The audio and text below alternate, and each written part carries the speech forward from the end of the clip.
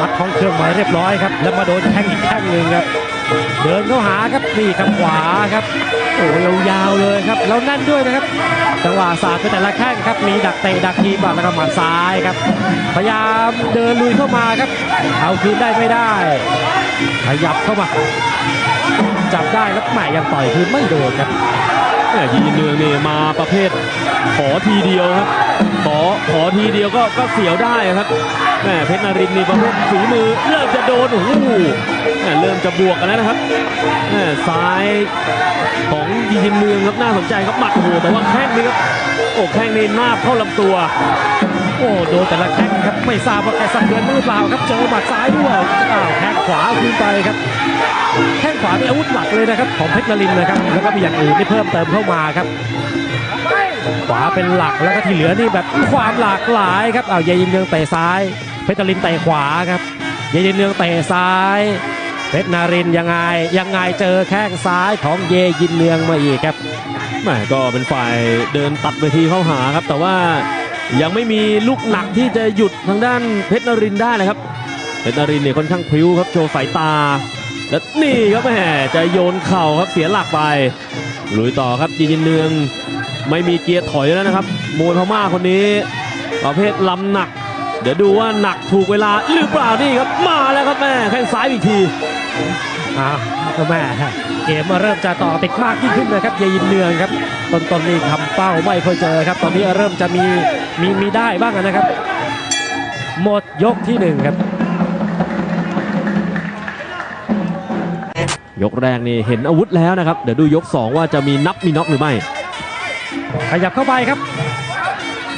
เตะซ้ายเข้าไปก่อนครับจับได้เกี่ยวได้จับได้เกี่ยวได้แหมจะเทให้ได้แต่ยังเทไม่ได้ครับตีเข้าไปครับวงใน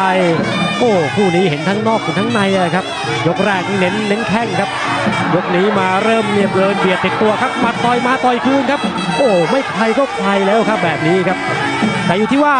แหมใครจะโดนเต็มก่อนใครจะร่วงก่อนห้ามกระพริบตาครับห้ามกระพริบตาเลยครับหมัดขวามาหมัดซ้ายคืนโอ้บวกกันแล้วโอ้ศอกกับหมัดแหมเสียวเหลือเกินครับจังหวะที่ทั้งคู่นี่แลกอาวุธกันครับยีนเนืองเดินเข้าไปโดนศอกแล้วแข้งซ้ายคืนครับแม่ดูโดนอาวุธนี่แกยังเฉยอยู่เลยนะฮะนักมวยพม่านี่อดทนจริงครับโดนจับในแล้วเด้งตีแม่ดูแล้วเพชรนรินทร์เองนี่ก็ไม่กลัวนะครับใส่มาก็ใส่กลับครับต่อยมาก็ต่อยกลับนี่ฮะเดินไล่เลยครับเอาแล้วครับแม่โดนลำตัวนับไม่นับยังไม่นับโอ้แกโดนเยอะแต่แกทนเหลือเกินครับส่วนเพชรนรินทร์ก็อาวุธดีนะครับโดนจ่อมาเสียบคืนครับถอกแทงดอกเมื่อสักครู่ครับยกมาถึงยอดหน้าเลยครับเข่าของเพชรนรินทร์ครับลุยต่อครับสับเข้าไปต่อยเข้าไปครับถีบไว้ก่อนครับเล่นเอาสักมาก้นจำเบ้าเลยครับจังหวะถีบของเยยินเนืองถีบนี่ครับติดใจเอานะระวังนะครับไล่ต่อยเขาอยู่ดีๆครับเดี๋ยวช็อตขึ้นมานี่เสร็จนะเอาครับโยนเข่าเข้าไปอีกทีนึงเอาดูโมเมนตัมเกมนี่เหวี่ยงไปเหวี่ยงมาก็ได้เลือดแล้วตอนนี้ที่คิ้วขวาของเยยินเนืองครับมีเลือดแล้วเพชรนรินทร์เห็นแล้วแลกกันโอ้โหดูง้างขยับเดินโอ้ยกนี้นี่ตื่นเต้นครับแล้วก็วางแผนมาแบบนี้เลยนะครับพยายามชี้ให้กรรมการดูแผลครับแต่ว่านิดเดียวครับตัวลำตัวอีกแล้วตัดล่างครับลุกช้าหรือเปล่าเลยครับโยนเข่าคิดว่าจะโยนเข่าครับกระโดดทีบเลยครับจับได้เทแล้วเนี่ยครับขาไปพันไปเกี่ยวกันอีกครับถีบไว้ก่อนครับเยยินเนืองเตะเจาะล่างมาแล้วก็นี่ครับจับได้เกี่ยวได้แกเททิ้งครับแล้วก็มีเข่าตามไปด้วยนะครับเพชรนรินทร์หนุ่มพรเทพโอ้ดูแล้วนี่ชุลมุนวุ่นวายครับสถานการณ์ยีนเนืองแรงขึ้นมาหมัดสอยดาวโอ้แข้งขึ้นบนโอ้ดูครับเหมือนจะไปก็ฟื้นเฉยเลยครับหมดยก2เดี๋ยวมาดูครับเดินทางมาถึงยก3กับการว่าคู่นี้นี่ต้องยื้อกันมาจนถึงยกสุดท้ายนะครับ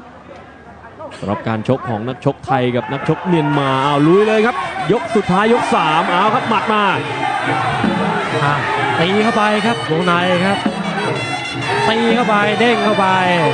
เพชรนรินทร์เฮียยินหนองก็ถีบไปก่อนครับเตะขวาไปพยายามจะหมัดอัปคัตสอยดาวครับแยกมาครับจับมาก่อนครับลุยต่อแล้วครับโอ้เจอหมัดซ้ายเฮียยินหนองครับมาแกติดเบรกเอาไว้เลยครับ หมัดซ้ายนี่แม่นนะครับมาแม่นเอาในช่วงจังหวะเหมาะหรือเปล่าโอ้ยเดี๋ยวหลักล้มไปอีกครับทางด้านเพชรนรินทร์เดินบ้างนะครับเดินบ้างเอาเดินก็เจอถีบเจอหมัดมา